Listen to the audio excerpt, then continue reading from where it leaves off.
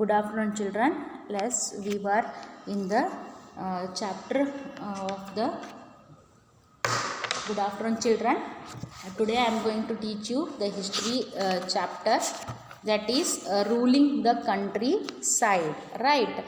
In that chapter, you are seeing that the zamindari system was imposed. After that, riotry system was imposed. After that, what happened? Munro system was imposed, but all did not well. All was not well. As what happened here, farmers were not happy with the officials as they were demanding high amount of tax from the people. So farmers were becoming poor, and they were forced to leave their villages, and the villages became deserted. They were moving to the other places. So next topic is crops for Europe. The British also realized that the countryside could not only yield revenue, it could also grow the crops that Europe required. So what is happening here? The British also realized that countryside, not only they were yielding the revenue, it could also grow the crops that Europe required. So here they were forcing the Indian farmers not only growing the crops, not only they were collecting the revenue, but they were forcing them to grow the crops what they were required, and what they required means what they have to export it to the other countries, not at the benefit of the farmers but at the benefit of their trading company. By the late 18th century, the company was trying its best to expand the cultivation of opium and indigo. So it started growing opium and indigo. In the century, a half that followed, the British persuaded or forced cultivators in various parts of India to produce other crops.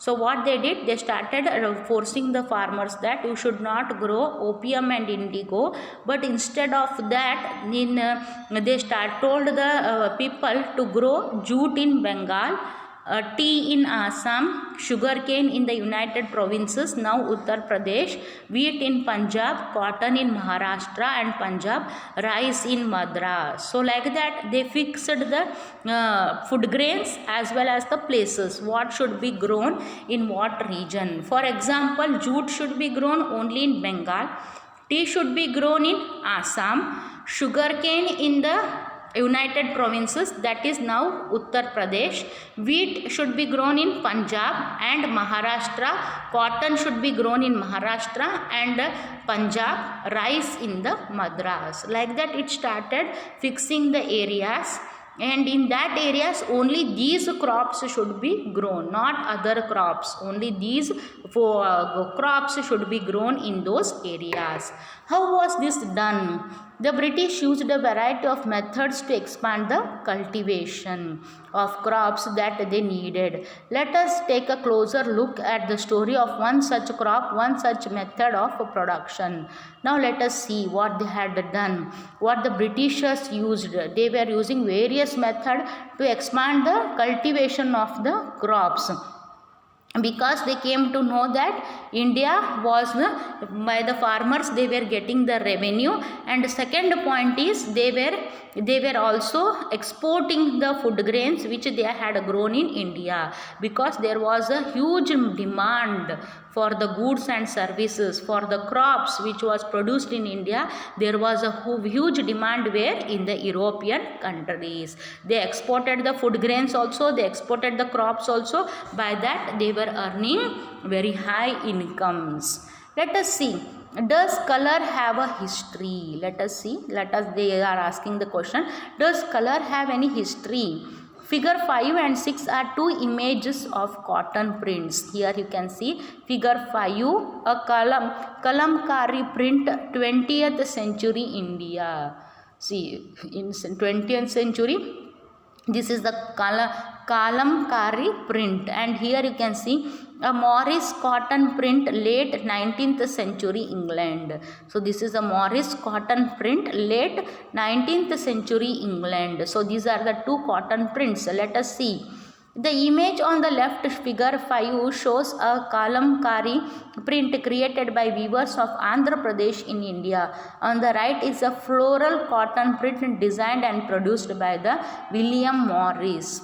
a famous poet and artist of the 19th century Britain. So these are the two what you can say paintings, prints are there, cotton print. This print is from India and this print is from the England, which was produced by whom? By the William created this print, who is a poet. And here this is the Andhra Pradesh Kalamkari print. Let us see what happens. Two prints, both use a richer blue color commonly called indigo. So both were using a rich blue color and common color, and the color is called what? Indigo. Do you know how this color was produced? So let us see now how they were producing indigo color in those days. The blue that you see in these prints was produced from a plant called indigo. So this color they were producing from a plant called the indigo. It is likely that the blue dye used in the Morris prints in 19th century Britain was manufactured from indigo plants cultivated in India. So what they were doing, they were using this print, they were using this color, which blue dye, which was produced by whom? By the Morris prints in the 19th century by the Great Britain, was manufactured from indigo plants cultivated in India. So from where this indigo color came, it was exported to Britain. But where did this indigo color came from? It was basically from India. ಇಂಡಿಯಾದಾಗ indigo plant ಬೆಳೀತಿದ್ರಿ, ಆ ಪ್ಲಾಂಟಿನಿಂದ ಬಣ್ಣ ತಯಾರಿಸಿ that was exported to where? To the great Britain. Right. For India was the biggest supplier of indigo in the world at that time. So India was the greatest supplier of this color, of this paint, that is the indigo, in the world. Why the demand for Indian indigo? So why there was a demand for the Indian indigo only? The indigo plant grows primarily in the tropics. By the 30th century, Indian indigo was being used by cloth manufacturers in Italy, France and Britain to dye the cloth. Means to give the color indigo. So what they were doing, blue color, they were growing. The indigo plant was growing basically in the tropical areas in the 13th century, and that color was used for dyeing the clothes. Italy, France and Britain, these three countries were using it. However, only small amounts of Indian indigo reached the European market and its price was very high. So what happened? Only small amounts of Indian indigo reached where? The European market, and its price was very high in the European market. And European cloth manufacturers therefore had to depend on another plant called wood to make violet and blue dyes. So it's when there is a supply of indigo was less, so European cloth manufacturers therefore had to depend upon another plant called the wood, and they had to depend on another plant called wood. That means they were making that the wood they were using to make the colors violet and blue dyes. Being a plant of the temperate zones, wood was more easily available in Europe. So in the temperate zone, wood was growing, so it was easily available in the European countries.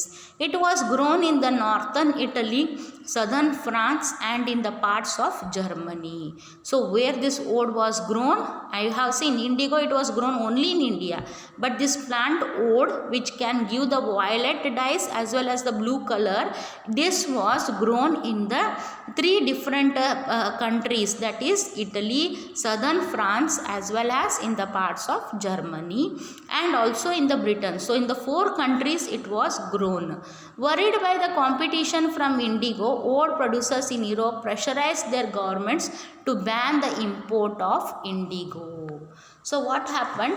Wood producers in Europe pressurized their governments to ban the import of indigo because indigo was having very high price, so they banned the import of the indigo. Cloth dyers, however, preferred indigo as a dye. Indigo produced a rich blue color, whereas the dye from wood was pale and dull. See here, the dyes, the cloth dyers, that is the dye indigo, which had produced a very rich blue color, whereas the dye from oud was pale and dull. It was not dark, it was pale and dull. So, by the 17th century, European cloth producers persuaded their governments to relax the ban on the indigo import. So, what they did, they told that don't ban the indigo color, because in the European countries the market is very good and the dye is color is how it is very rich blue color, and the dye is very dark compared to the oud, which is pale and dull. Pale andre light agaithi, dull aiti, light blue aiti, right? The French began cultivating indigo in Saint-Domingue in the Caribbean islands, the Portuguese in Brazil, the English in Jamaica, and the Spanish in Venezuela. Indigo plantations also came up in many parts of the North America. So they started growing the indigo color in their areas. The French started cultivating indigo in Saint-Domingue in the Caribbean islands, Portuguese in Brazil, the English in Jamaica, and Spanish in Venezuela. So indigo plantations also came in some of the parts in the North America also. By the end of 18th century, the demand for Indian indigo grew further. So by the end of 18th century, what happened? The demand for the Indian indigo also had grown further. Britain began to industrialize and its cotton production expanded dramatically, creating an enormous new demand for cloth dyes. So what happened? Britain began to industrialize and its cotton production expanded. Its cotton production started expanding dramatically, creating an enormous new demand for the cloth dyes. While demand for indigo increased, its existing supplies from the West Indies and America collapsed for a variety of reasons. Right, while demand for the indigo was increasing, its existing supplies from the West Indies and America collapsed. For a variety of reasons, it got collapsed. Between 1783 and 89, the production of indigo in the world fell by half. So what happened? While the demand was increasing for indigo, its existing suppliers from West Indies and America collapsed for variety of reasons. But what happened? Between 1783 and 89, production of indigo in the world fell by half. It was only just 50% of the indigo color was produced. Cloth dyers in Britain now desperately looked for new sources of indigo supply. So Britain, they were, what happened? The cloth dyers were now they were desperately looking for the new sources of the indigo supply. From Britain's turn to India. So Britons, they know that indigo plant could be grown where? In India. So they turned their focus on the India. Faced with the rising demand for indigo in Europe, the company in India looked for ways to expand the area under indigo cultivation. So what now? They told the farmers that now that the company decided that now we have to make the Indian farmers to grow indigo, right? Here let us see here.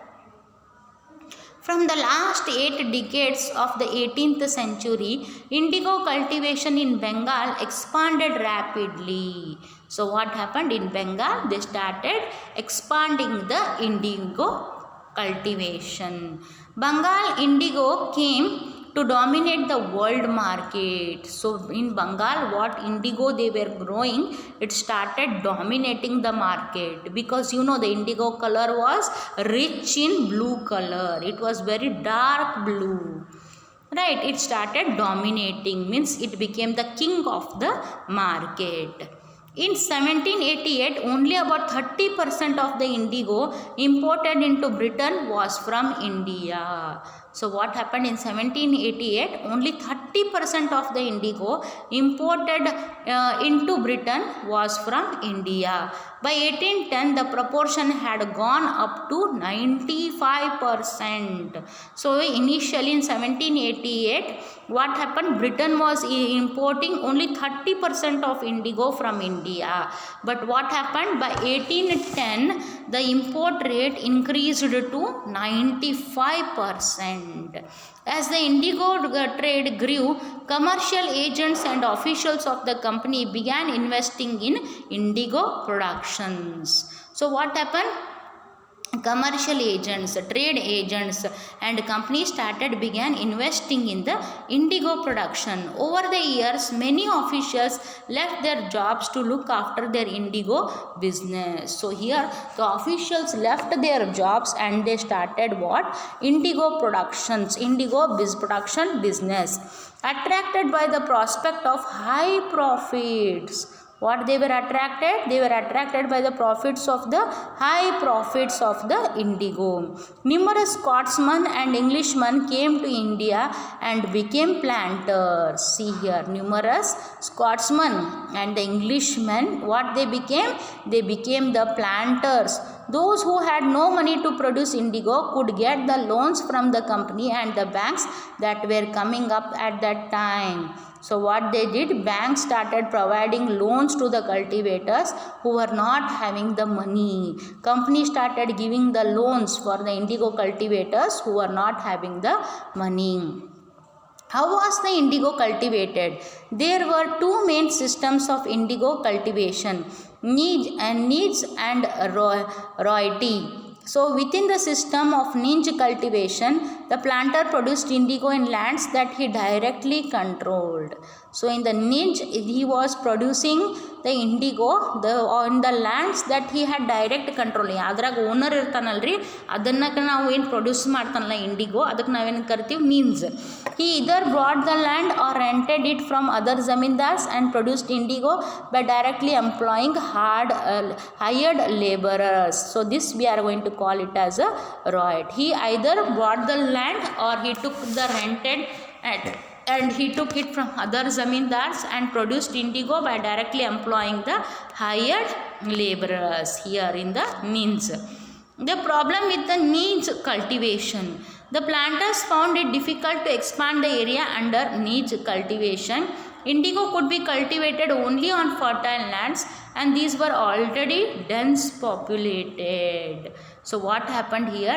Indigo is a plant which can be cultivated only where there is a fertile land, only where the land is very good, the soil is very good, cultivated, and fertile land only you can cultivate. But already it was densely populated. Only small plots scattered over the landscape could be acquired. So you know Bengal was densely populated. So what happened? Only small plots scattered over the landscapes were available to cultivate the indigo. Planters need large areas in compact blocks to cultivate indigo in plantations. So what they need? They need the large blocks. ಇಷ್ಟು ದೊಡ್ಡ blocks ಗಟ್ಟಲೆ ಉದ್ದಕ್ಕೆ ಎಕರೆ ಗಟ್ಟಲೆ ಏನು ಬೇಕ್ರಿ? Land ಬೇಕು. We have seen coffee plantation, tea plantations like that. No, landscapes from big hills down, from whole hill it is covered by the tea plantation or the coffee plantation. Like that they were need of the what? Plots of the lands. Where could they get such land from? They attempted to lease in the land around the indigo factory and evict the peasants from the area, but this always led to conflicts and tension. So what they did? They attempted to force the farmers who were there already near the indigo factory.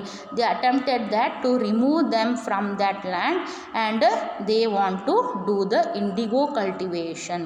What happened? That rose to the that led to what? Conflicts and tension between the British and the Indian farmers. Nor was labor easy to mobilize. A large plantation required a vast number of hands to operate, and labor was needed precisely at a time when peasants were usually busy with their rice cultivation. When they were busy with the rice cultivation, a large plantation, there was a mobilization of the labor from one place. To mobilize means the laborers has to move from one place to the another place. How they will move? Because already they were busy in the production of the rice, and then in order to have indigo plantation, you need large number of hands to help you to operate, to help you to grow that indigo. Here you can see, this is the picture. The slave revolt in Saint Domingue, August 1791, painting by January Szulowski. In 18th century, French planters produced indigo and sugar in the French colony of Saint Domingue in the Caribbean islands. The African slaves who worked on the plantations rose in rebellion in 1791, burning the plantations and killing their rich planters. In 1792, France abolished slavery in the French colonies. These events led to the collapse of the indigo plantations on the Caribbean islands.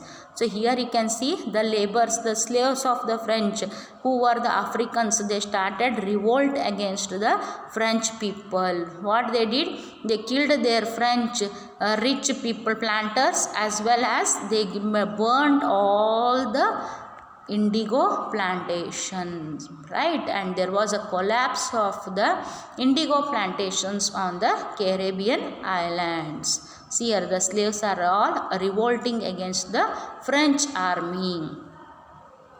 Niche cultivation on a large scale also required many plows and bullocks. 1 bigha of indigo cultivation required 2 plows. This meant that a planter with 1000 bighas would need 2000 plows. So this was happening here. Here you can see that is how much they are needed. Here there is a picture and all, the plowing, right, the cart wheel, everything it is there, it is shown here. The farmers are doing here. Investing on purchase and maintenance of plows was a big problem. Plows andre ಉಳುದು ಅಂತ ಇರುವಂತ what you can say equipment. Plows andre ಉಳುದು, right? It was a very big thing. Maintenance of the plows was a big thing. Nor could the supplies be easily got from the peasants, since their plows and bullocks were busy on their rice fields. So where the plows and bullocks were busy, they were busy in the rice fields, again exactly at the time that indigo planters needed them. So when indigo planters were in need of them, that time they were busy, where they were busy with the plows and bullocks were busy in the rice cultivation of the farmers. Till the late 19th century, planters were therefore reluctant to expand the area under niche cultivation. Less than 25% of the land producing indigo was under this system. The rest was under an alternative mode of cultivation, the royalty system. Here what they did, they told the planters that 25%, less than 25% of the land producing indigo was under this system, and all other alternative mode of cultivation was under the royalty system. Indigo on the land of ryots. Let us see. Under the royalty system, the planters forced the ryots to sign a contract and agreement satta. Here they are telling that the agreement name is the satta. At times they pressurized the village headman to sign the contract on behalf of the ryots. So at the times they pressurized the village headman that they have to sign the contract on behalf of the ryots. Those who signed the contract got cash advances from the planters at low rates of interest. So what the planters were getting, they were getting the advances at very low rate of interest to produce the indigo. Here they are forcing the farmers, they are telling the farmers that you have to grow the indigo at a very low rate of, they are telling the farmers to grow indigo on the land that was available for them for the cultivation. Here what they told that they have to grow the indigo only. For that they were giving minimum cash as the advance, as well as with very less rate of interest they were giving them, so that the farmers should grow indigo instead of the rice. But the loan committed to the Rayat to cultivating indigo on at least 25% of the area under his holding.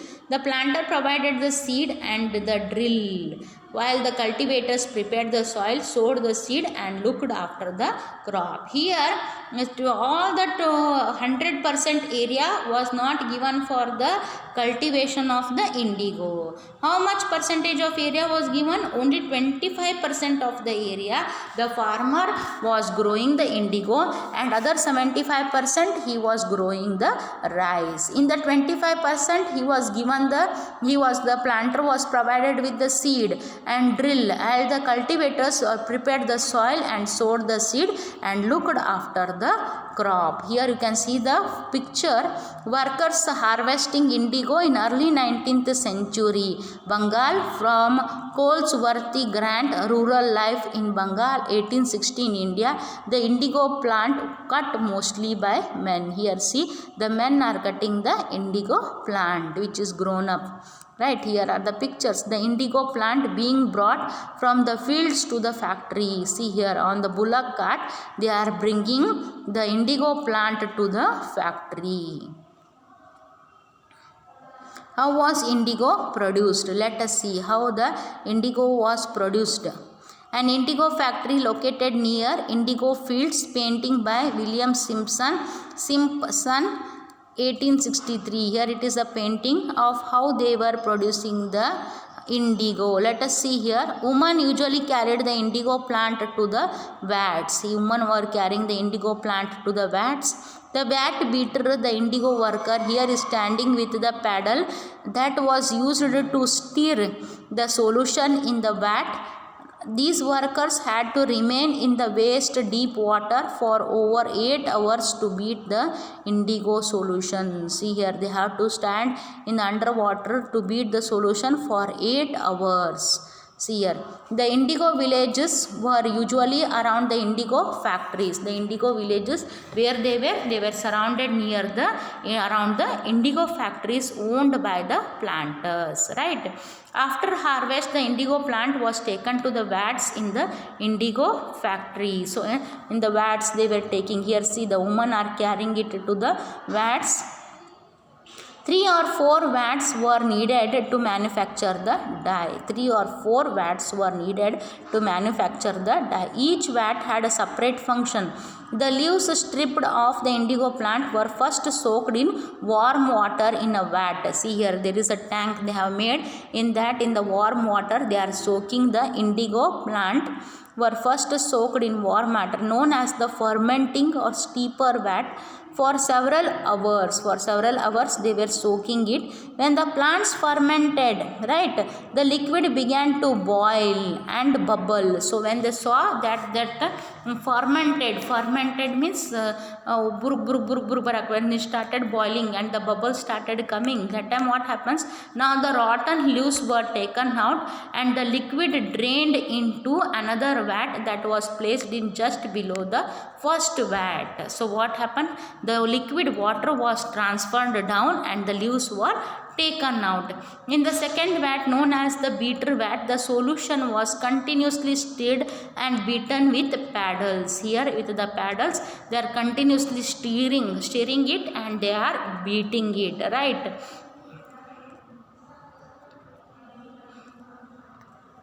The solution was continuously stirred and beaten with paddles. When the liquid gradually turned green and then blue, lime water was added to the vat. So when the liquid turned green to blue, what they were adding? They were adding the lime water. right, was added to the vat. Gradually the indigo separated out in flakes. A muddy sediment settled at the bottom of the vat and a clear liquid rose to the surface. See here, whatever the mud is there, after adding the lime water, it used to get down, that is muddy sediment, it settled down, and what happened, a clear liquid rose to the surface. Surface one to the surface means upside, what came, the clear liquid water had come up. The liquid was drained off and sediment, the indigo pulp, transferred to another vat known as the settling vat and then pressed and dried for sale. So what happened, whatever the liquid rose, it was drained off, it was removed off, and that whatever the indigo pulp is there, that is transferred into another vat known as the settling vat. Here what happened, then pressed and dried for the sale. Now it is ready, and now here you can see they are keeping it dried for the sale. Here you can see in the figure 13, you can see the last stage of the production, workers stamping and cutting the indigo pulp that has been pressed and molded. In the background you can see worker carrying away the blocks for drying. Here you can see ittangi gatle ready agi bartidro blocks that they used to keep it for the drying. When the crop was delivered to the planter after the harvest, new loan was given to the ryot and the cycle started all over again. So like this only the things were happening. When the crop was delivered to the planter, then what happened, again he used to give the new loan for the cultivators, and again the ryot system, and again the cycle started over again. Peasants who were initially tempted by the loan soon realized how harsh the system was. Now they came to know that how harsh the system was. The price they got for the indigo they produced was very low, and the cycle of loans never ended. So they came to know that first initially the farmers were attracted by the loans, so they started growing the crop called the indigo plant. But afterwards they came to know that they were not coming out of this loan cycle only, they were involved in that, and the prices paid for them was very low. There were other problems too. The planters usually insisted that indigo be cultivated on the best soils in which peasants preferred to cultivate rice. Indigo moreover had deep roots and it exhausted the soil rapidly. After an indigo harvest, the land could not be sown with the rice. See here. The indigo had very deep roots, so what it did, it made the soil, had taken all the fertility from the soil. It made the soil lose its all minerals, its vitamins, whatever is there, the phosphorus, zinc, those things all were taken out by the indigo plant. It exhausted the soil rapidly. The soil used to become barren, and after that the farmers were unable to go for the rice cultivation. Next one, the Blue Rebellion and after. In March 1859, thousands of ryots in Bengal refused to grow indigo. So what happened? The farmers refused that we will not grow the indigo. In 1859, thousands of ryots, they became rebellions. As the rebellion spread, riots refused to pay rents to the planters and attacked indigo factories armed with swords and spears, bows and arrows. So what happened? There was a rebellion spread. Riots refused to pay rents to the planters. They told that they attacked the indigo factories. With what? With the sword and the spears, bows and arrows. Women turned up to fight with the pots, pans and kitchen implements. So there were rebellions were increased and they started fighting with the British factories. Those who worked for the planters were socially boycotted, and Gumasthas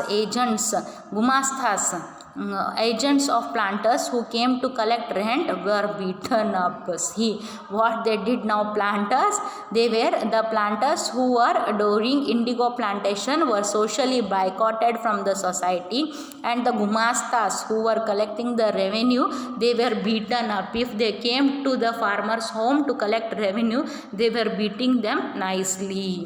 Riots would no longer take advances to sow indigo nor be bullied by the planters. Lathihals, the lathi-wading strong men maintained by the planters. Now they bullied up by the planters. Riots swore that they would no longer take any advances. Now they decided that all the farmers, we will no longer take the advances and we will not cultivate the indigos. Why did the indigo peasants decide that they would no longer remain silent? What gave them the power to rebel? Clearly, the indigo system was intensely oppressive, but those who oppressed do not always rise up in rebellion. They do so only at the times. So those who were growing indigo plants were not actually wanted to become rebellions, but because of the what happens, because of the force and because of the exploitation of the farmers made them as the rebellions. In 1859, the indigo riots felt that they had the support of the local zamindars and village headmen in their rebellion against the planters. So in 1859, the indigo riots felt that they had the support of whom? Of the local zamindars also, village headmen also, and their rebellion against the planters. When they became the rebels against the planters, that time they were alone. But now what happened? They got the support of the zamindars also, they got the supports of the village headmen also. In many villages, headmen who had been forced to sign indigo contracts mobilized the indigo peasants and fought pitched battles with the Lethials. Now what they did? Now the village headmen who were forced to make the contract, they said that we will not sign the contract, and along with the indigo peasants, everyone started the battles with the Lethials. In other places, even the zamindars went around the villages urging the riots to resist the planters. Here what happens? The zamindars also went with the villagers to beat the planters. These zamindars were unhappy with the increasing power of the planters and angry at being forced by the planters to give them land on long leases. See, these planters were taking their farm for the long lease, means for 10 years, 5 years. For that, because of that, the zamindars were also angry on these planters. The indigo peasants also imagined that the British government would support them in their struggle against the planters. After the revolt of 1857, the British government was particularly worried about the possibility of another popular rebellion. So what happened? The indigo peasants imagined that British would support their movement. They support them in their struggle against the planters. After the revolt of 1857, British was particularly worried about the possibility of another popular rebellion, another popular struggle that could happen in India.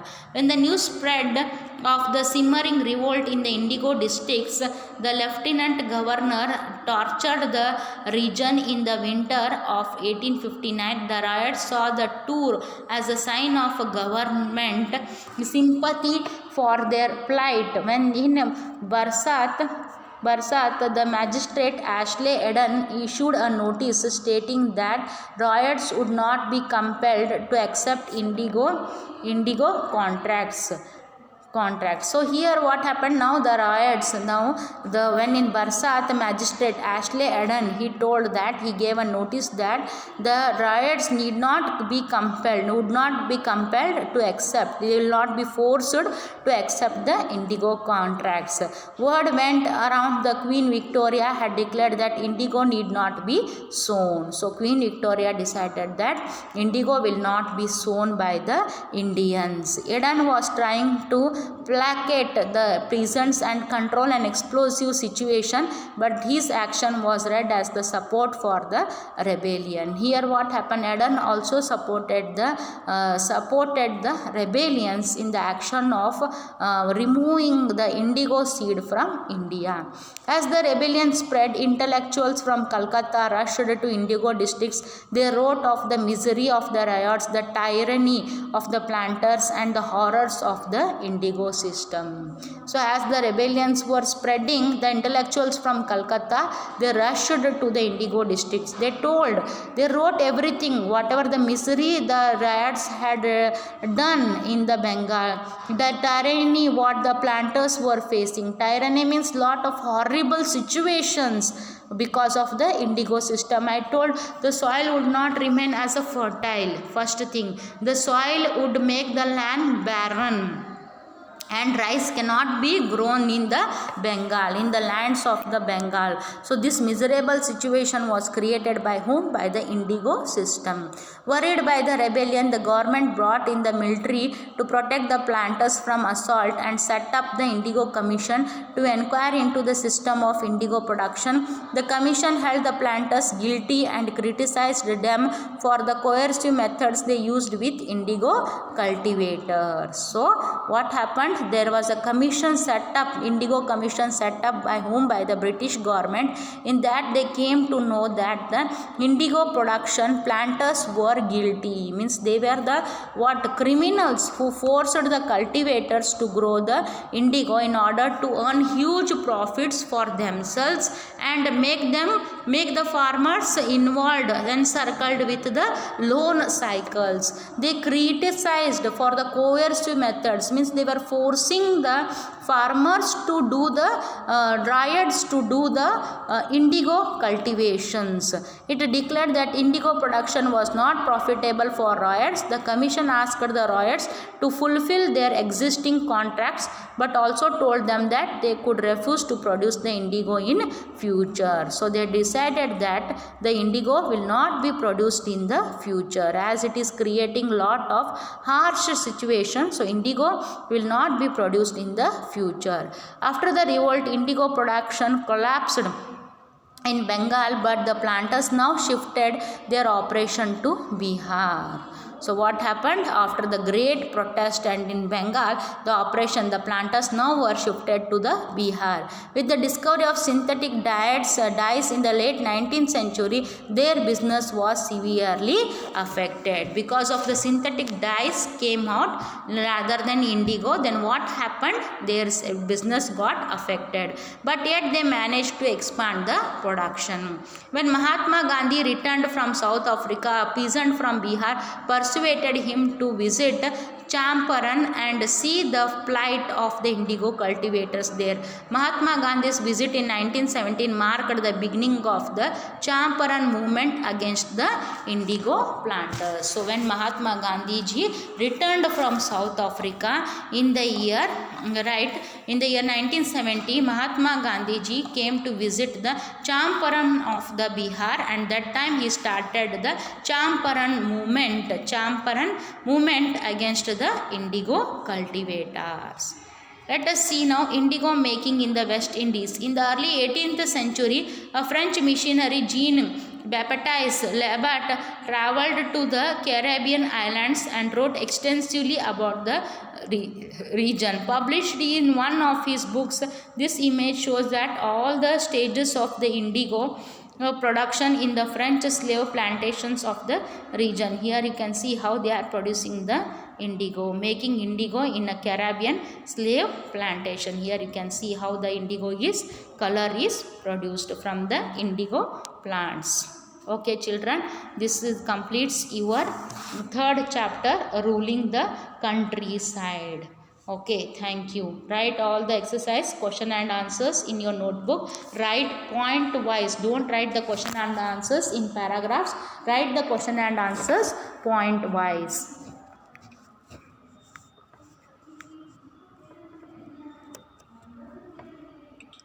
Hello children, write all the question and answers point wise, right?